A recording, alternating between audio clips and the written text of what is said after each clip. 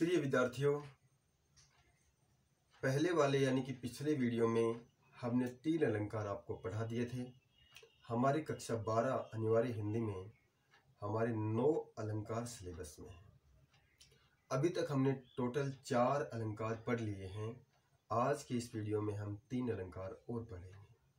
हमारा आज का पहला अलंकार है उत्प्रेक्षा अलंकार।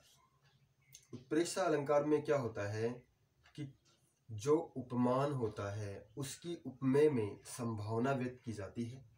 उपमान की उपमेय में संभावना व्यक्त की जाती है। मैंने आपको पहले वाले वीडियो में बता दिया था कि उपमान वो होता है जिससे हम तुलना करते हैं किसकी, और उपमेय जिसकी तुलना करते हैं। तो यहाँ पर जिससे हम तुलना करना चाहते हैं उसी की संभावना व्यक्त करते हैं उसमें जिसकी हम तुलना करते हैं, यानी कि उपमान की संभावना उपमेय में व्यक्त करते हैं। देखिए, पिछले वीडियो में हमने देखा था कि उपमा अलंकार वह होता है जिसमें दो वस्तुओं को समान बताया जाता है सा से श्री श्री आदि वाचक शब्दों के द्वारा। और रूपक अलंकार के बारे में हमने बताया था कि दो विशेष वस्तुओं को या दो व्यक्तियों को या वस्तुओं को एक ही मान लेते हैं, रूपक अलंकार हो जाता है। लेकिन हम यहाँ पर थोड़ा सा अंतर देखेंगे। यहाँ पर वस्तुओं की संभावना आपस में व्यक्त की जाती है समानता के तौर पर।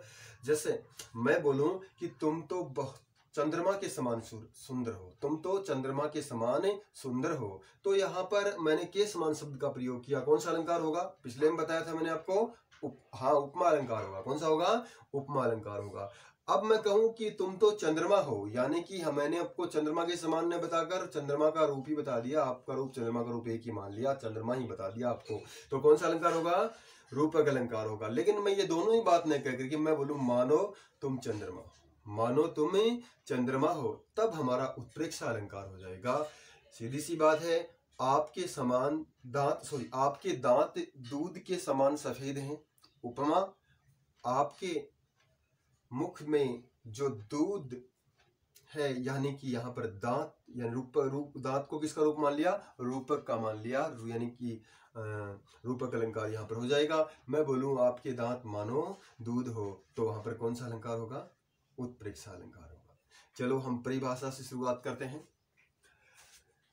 जहां उपमेय में उपमान की संभावना, याद रखना ये शब्द संभावना, जहां उपमेय में उपमान की संभावना व्यक्त की जाती है वहां उत्प्रेक्षा अलंकार होता है। कौन सा अलंकार होता है? वहां उत्प्रेक्षा अलंकार होता है। अभी उदाहरण से आपको बिल्कुल समझ में आ जाएगा। देखिए, सोहत ओढ़े पीत पट, हम एक उदाहरण लेते हैं। सोहत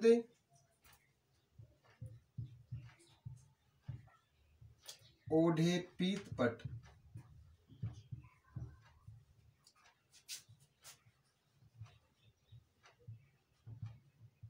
श्याम सलोनी गात,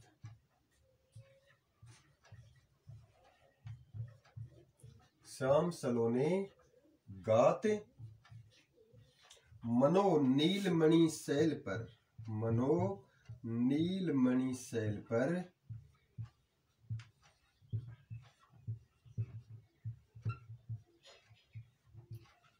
आतप पर्यो प्रभात।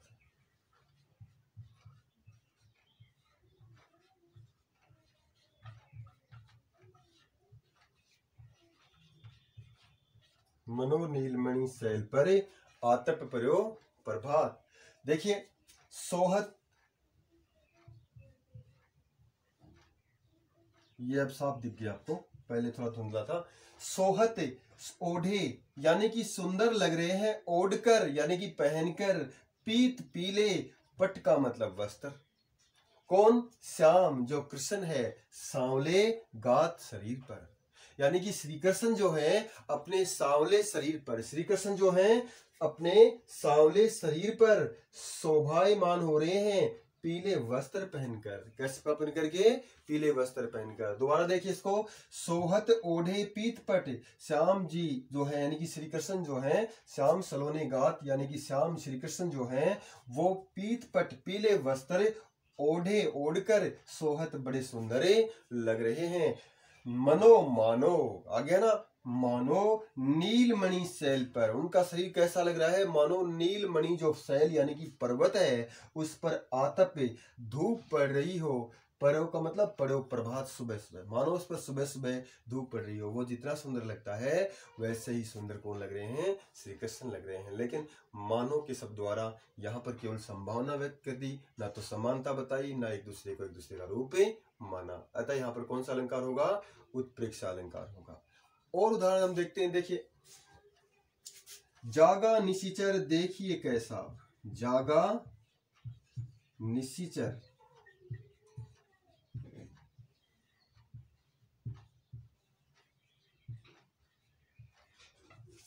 देखिए कैसा,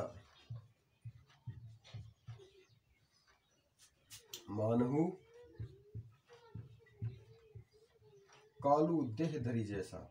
कालू देह धरी वैसा। कुंभकर्ण रावण का जो भाई था, जब उसको जगाया गया राम से युद्ध करने के लिए, तो तुलसीदास जी कहते हैं कि जागा निशिचर, जागा हुआ वह कुंभकर्ण राक्षस जो है। निशिचर का मतलब क्या होता है? राक्षस। देखिए, देखने में कैसा लगता था? कैसा लगता था? मानहु मानो, कालू मौत, देह धरी शरीर धारण करके आ गई हो वैसा लग रहा था। यहाँ पर कुंभकर्ण की मौत से तुलना नहीं की, मौत का रूप नहीं माना, मानो शब्द के द्वारा, मानहु यानी कि मानो शब्द के द्वारा उसको मौत के जब शरीर धारण कर लेती है उसके रूप के जैसा बताया गया है। और कहा गया है कि जागा हुआ कुंभकर्ण राक्षस कैसा लगता था? मानो मौत जो है वो स्वयं शरीर धारण करके आ गई हो। अतः यहाँ पर कौन सा अलंकार होगा? उत्प्रेक्षा अलंकार होगा। याद रखिए, उत्प्रेक्षा अलंकार के कुछ वाचक शब्द हैं, जीवे वाचक शब्द हैं। जनु, मनु, जानो, मानो, जनहु मनहु। जनहु मनहु, ये शब्द जहां भी आएंगे वहां उत्प्रेक्षा अलंकार होगा। याद रख लेना, इन शब्दों को याद कर लेना पूरी तरह। जनु, मनु, जानो, मानो, जनहु मनहु, ये शब्द जहां भी आएंगे वहां उत्प्रेक्षा अलंकार होगा। कौन सा अलंकार होगा? उत्प्रेक्षा अलंकार होगा। यहाँ पर देखो मनो शब्द आया है, जनो मानो, और यहाँ पर मानहु शब्द आया है। ये शब्द जहां भी आएंगे वहां कौन सा अलंकार होगा? उत्प्रेक्षा अलंकार होगा। एक उदाहरण आप और भी देख सकते हैं, देखिए, तुम्हें तो जनु कालू हाकुलावा। तुम्हें तो जनु कालू हाकिलावा।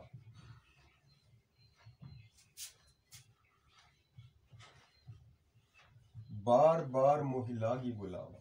बार बार मोहि लागी बोलावा।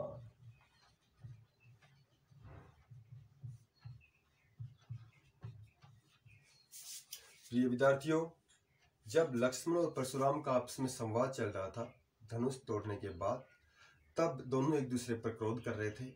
ऐसे समय में जब लक्ष्मण जो है वह जोर जोर से परशुराम का विरोध कर रहे थे अपनी वाणी से, उस समय परशुराम क्रोध में कहते हैं कि तुम्हें तो ऐसा लगता है जनु, मानो कालू हाँ की लावा, मानो तुम्हारी कालू यानी कि मौत हाँ करके ला रही है। बार बार मोही, इसीलिए तुम बार बार मुझे लागी बुलावा, मेरे सामने बोल रहे हो, बार बार मेरे प्रश्नों का प्रत्युत्तर दे रहे हो, मेरा विरोध कर रहे हो। ऐसा लगता है तुम्हें मौत हाँक कर ला रही है। और जनु शब्द के द्वारा यहाँ पर उत्प्रेक्षा अलंकार है। कौन सा अलंकार है? उत्प्रेक्षा अलंकार है। देखिए, जनु शब्द इसके वाचक शब्दों में आता है, जहां पर ये शब्द होंगे वहां कौन सा अलंकार होगा? उत्प्रेक्षा अलंकार। अगर आप अब ये भी समझ गए होंगे, आपको हिंदी अर्थ भी नहीं पता, तो भी ये जो वाचक शब्द है इनके द्वारा आप उत्प्रेक्षा अलंकार की पहचान कर सकते हो। उदाहरण हम और भी ले सकते हैं, जैसे मनो कठिन आंगन चली। मनो कठिन आंगन चली। मनो कठिन आंगन चली, ताते राधे पाई। ताते राधे पाई। देखिए, मनो यानी कि मानो कठिन कठोर आंगन पर फर्श पर चली चलकर आई हो, ताते राधे पाए। राधा के पांव वैसे हो गए यानी कि लाल हैं। राधा के लाल पांव की सुंदरता को व्यक्त करने के लिए कवि ने बड़ा ही सुंदर तरीका ढूंढा है, और वह कहता है कि वह इतने पांव लाल हैं उसके, ऐसे लग रहा है जैसे वो कठिन आंगन पर चलकर आई है, किसी कठोर खुरदरे आंगन पर चलकर आई है। और जब उसके पैर उतने लाल हैं, क्योंकि पैर जब हम कठिन आंगन पर चलते हैं, हमारे पैरों में जब वो कांटे या फिर कंकर चुभते हैं तो फिर पैर लाल हो जाते हैं, उनके अंदर लालिमा आ जाती है। वैसे ही सुंदर पैर किसके हैं? राधा के हैं पैरों के तलवे। ऐसा लग रहा है मानो वह कठिन आंगन पर चलकर आई है। तो मानो शब्द आ गया, मनो शब्द आ गया, इसलिए यहाँ पर कौन सा अलंकार होगा? उत्प्रेक्षा अलंकार होगा। तो याद हो गया आपको अलंकार, उत्प्रेक्षा अलंकार। उपमा, रूपक और उत्प्रेक्षा, थोड़ा थोड़ा अंतर है तीनों में। उपमा में उपमेय और उपमान की तुलना की जाती है, रूपक में उपमेय और उपमान को एक ही मान लिया जाता है, और उत्प्रेक्षा में उपमेय में उपमान की संभावना व्यक्त की जाती है। खास करके आपको ध्यान रखना है इन वाचक शब्दों का, तो आप आसानी से उत्प्रेक्षा अलंकार को पहचान सकते हैं।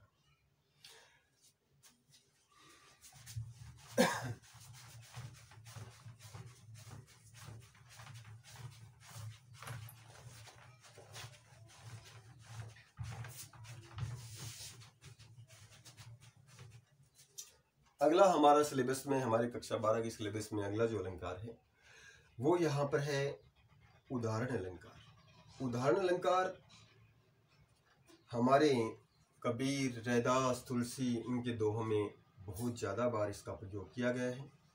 रहीम के दोहों में भी इसका प्रयोग बहुत ज़्यादा किया गया है, इसलिए हम उदाहरण अलंकार को आज समझते हैं। यानी कि जहाँ कोई बात कह दे हम, और फिर उस बात को और भी ज़्यादा प्रमाणित करने के लिए हम कोई उदाहरण दें उसी से मिलता जुलता। साहित्य में जब ऐसा होता है तो वह उदाहरण अलंकार होता है। जहाँ हम कोई बात कह दें अपनी, और बात कहने के बाद उस बात को पुष्टि देने के लिए, उस बात को और भी ज़्यादा प्रमाणित करने के लिए हम जब कोई बात कह देते हैं, वह उदाहरण दे देते हैं, तो वहाँ पर उदाहरण अलंकार होता है। अब जैसे मैं इसकी परिभाषा लिखता हूँ, काव्य में जहाँ कोई बात कहकर, काव्य में जहाँ कोई बात कहकर, काव्य में जब कोई बात कहकर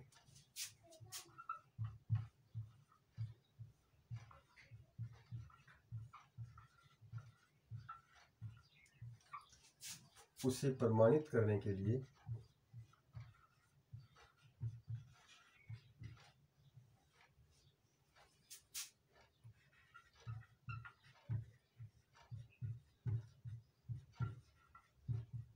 उसी से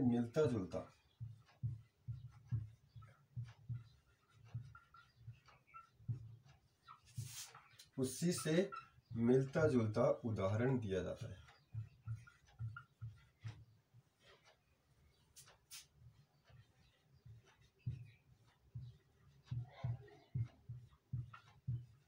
वहां उदाहरण अलंकार होता है। कौन सा अलंकार होता है? वहां उदाहरण अलंकार होता है।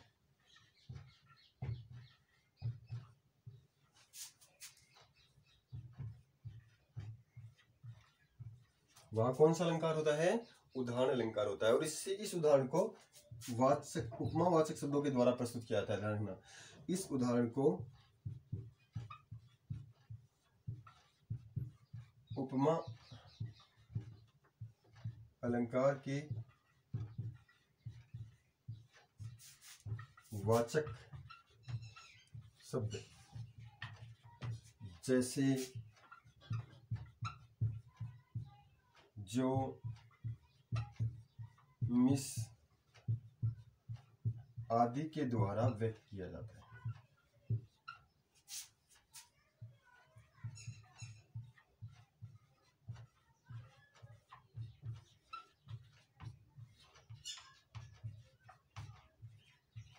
आदि के द्वारा व्यक्त किया जाता है। याद रख लो, एक बार इस परिभाषा को दोबारा हम पढ़ लेते हैं। काव्य में जब कोई बात कहकर, यानी कि काव्य में कोई बात कह दे हम, और फिर उसे प्रमाणित करने के लिए उससे मिलता जुलता उदाहरण दे दें, और उस उदाहरण दे दें, तो वहां पर कौन सा अलंकार होगा?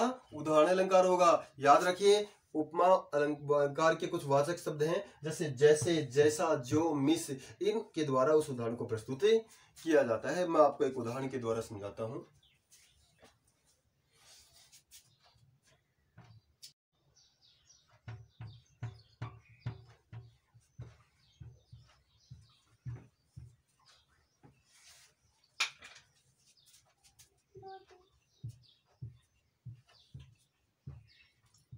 ओसर बीते जतन करी नहीं उचित यह काम, नहीं उचित यह काम। ओसर बीते जतन करी नहीं उचित यह काम, जो पानी के बही गए, जो पानी के बही गए,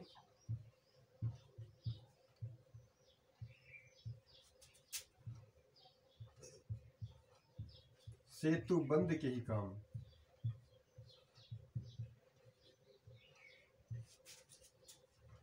के ही काम।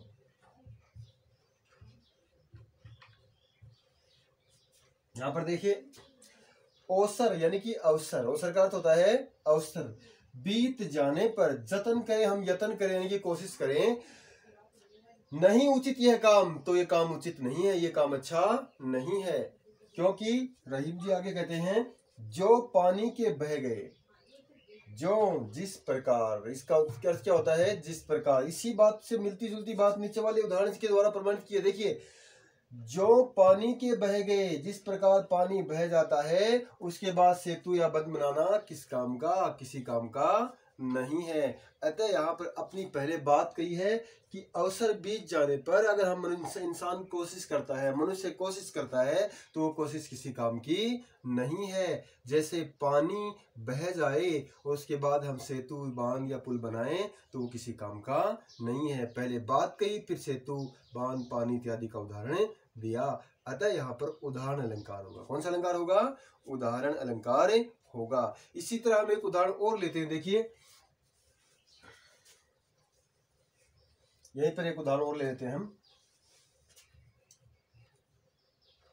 जे ऊंचो पद पाइए, जे ऊंचो पद पाइए, सॉरी, जे पाइए उच्च पद, जे पाइए उच्च पद, ताको पतन निदान, ताको पतन निदान।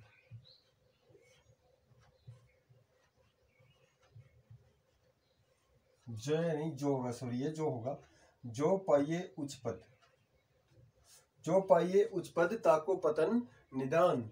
जो मध्याह्ने तपी तपी, जो मध्याह्ने तपी तपी, अस्त होत है भान, अस्त होत है भान। देखिए यहां पर, जो पाइए उच्च पद, ताको पतन निधान। जो ऊंचा पद प्राप्त करता है, एक दिन उसका पतन जरूर होता है। यह नहीं है कि मनुष्य हमेशा ऊंचा बना रहेगा, उस पद पर बना रहेगा। एक दिन उस पद से उसको वह पद खोना ही पड़ता है। जो मध्याह्न तपी तपी, जिस प्रकार मध्याह्न में, दोपहर में तप तप कर सूर्य काफी ऊंचाई पर चला जाता है, लेकिन अस्त होता है भान, उसे भी अस्त होना पड़ता है। पहले तो बात कही है कि इंसान जितना ऊंचा पद प्राप्त करता है, एक दिन उस पद को छोड़ना ही पड़ता है, नई पीढ़ी को वो पद देना पड़ता है। जिस पर फिर उदाहरण दिया चंद्र सूर्य के द्वारा, कह रहा है सूर्य तपता तपता तपता दोपहर में, मध्याह्न में, बीच में आ जाता है, और इस स्थिति में वह काफी ऊंचाई पर होता है, लेकिन उसे भी अस्त होना पड़ता है, उसे भी अस्त होना पड़ता है। तो जहां पर भी ऐसा हो, वहां पर कौन सा अलंकार होगा? उदाहरण अलंकार होगा। पहले बात कही जाएगी और फिर उदाहरण के द्वारा उसे स्पष्ट किया जाएगा। आगे का हम उदाहरण अपना जो अलंकार है वो लेते हैं। देखिए, हमारे पास थोड़ा वीडियो बड़ा बन जाता है, इसलिए हम वीडियो को छोटा करने के लिए आपको एक एक दो उदाहरण ही बता रहे हैं। अगला उदाहरण हम लेंगे, मानवीकरण अलंकार। कौन सा अलंकार है? मानवीकरण अलंकार। मानवीकरण अलंकार होता क्या है विद्यार्थियों? देखिए, मानवीकरण यानी कि मनुष्य के द्वारा किए जाने वाले जितनी भी क्रियाकलाप हैं, जितनी भी चेष्टाएं हैं, जितने भी कार्य हैं, वो अगर जड़ प्रकृति के द्वारा करता हुआ दिखाया जाए तो वहां पर मानवीकरण अलंकार होगा। जैसे मनुष्य हंसता है और प्रकृति को हंसता हुआ बताया जाए, जैसे फूल हंसे कलियां मुस्काई। फूल हंस नहीं सकते और कलियां कभी मुस्कुरा नहीं सकती। यहाँ पर केवल कवि ने कल्पना की है कि फूल हंसे कलियां मुस्काई, और मनुष्य ये काम करता है, हंसना मुस्कुराना। ये किसका काम है? मनुष्य का। इसलिए यहाँ फूलों को हंसते हुए यानी कि प्रकृति को हंसते हुए दिखाया गया है। फिर इसलिए यहाँ पर कौन सा अलंकार होगा? मानवीकरण अलंकार होगा। इसी प्रकार पत्थरों ने गीत गाए, हवा ने बजाया साज। क्या पत्थर गीत गा सकते हैं? नहीं गा सकते। क्या हवा साज बजा सकती है? नहीं बजा सकती। अतः यहाँ पर मानवीकरण किया है, यानी कि मनुष्य जो काम करता है वो पत्थर को करते हुए दिखाया गया है, वह इस हवा को करते हुए दिखाया गया है। इसलिए यहाँ पर मानवीकरण अलंकार होगा। बिल्कुल सरल सा है। ध्यान से पहले इसकी परिभाषा लिखते हैं हम लोग मानवीकरण अलंकार की। मानवीकरण अलंकार, मानवीकरण अलंकार।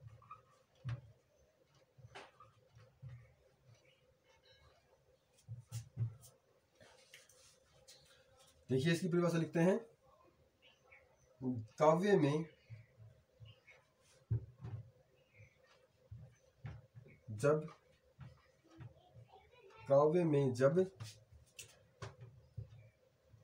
जड़ यानी कि प्रकृति को ऐसे कार्य करते दिखाया जाता है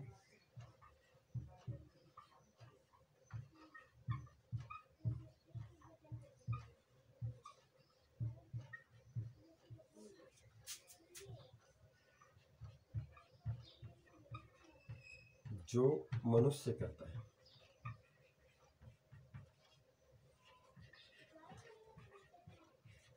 जो मनुष्य करता है,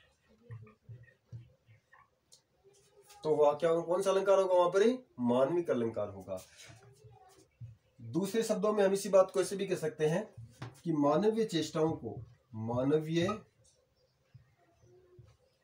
को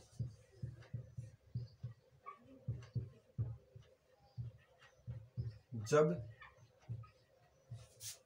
जड़ प्रकृति पर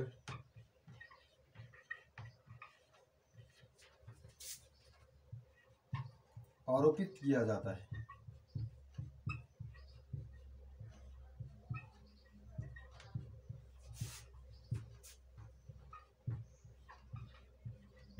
तो वहां मानवीकरण अलंकार होता है।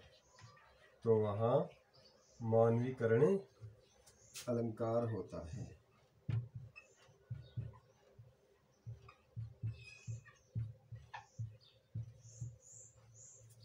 यह है इसकी परिभाषा कि मनुष्य जो काम करेगा वो अगर प्रकृति को करते हुए दिखाया जाएगा काव्य में, तो वहां काव्य में कौन सा अलंकार होगा?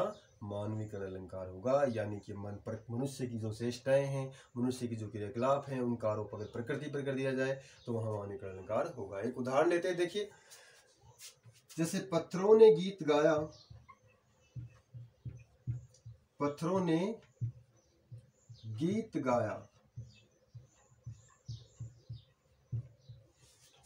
हवा ने बजाया साज।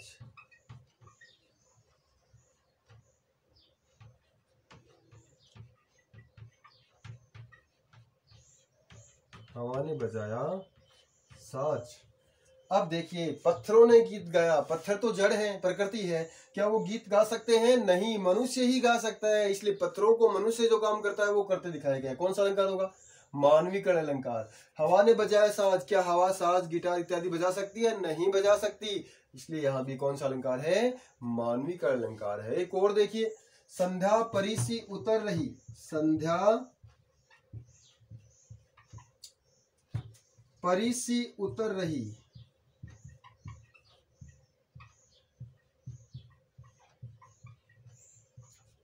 बिल्कुल सही है। संध्या परी सी उतर रही। क्या संध्या यानी कि शाम का समय अपने आप उतर सकता है क्या? कभी वो उतर चढ़ता है क्या? नहीं चढ़ता। ये भी उतरना चढ़ना उछलना कूदना ये मनुष्य के क्रियाकलाप हैं। और शाम के समय को यानी कि एक निश्चित जो अवधि है, एक समय का एक भाग है संध्या, शाम, उसी को उतरता हुआ बता रहा है। इसलिए यहाँ भी कौन सा अलंकार होगा? मानवीकरण अलंकार होगा। आप कहेंगे सर यहाँ पर सी शब्द आया है, उपमा अलंकार में आते हैं। बिल्कुल, यहाँ उपमा अलंकार भी है, उपमा अलंकार भी यहाँ पर है, लेकिन मानवीय अलंकार भी है। एक से अधिक अलंकार एक पंक्ति में हो सकते हैं। आगे देखिए नंबर 3 पर और देखिए उदाहरण आप, जैसे फूल हंसे कलियां मुस्काई। फूल हंसे कलियां मुस्काई।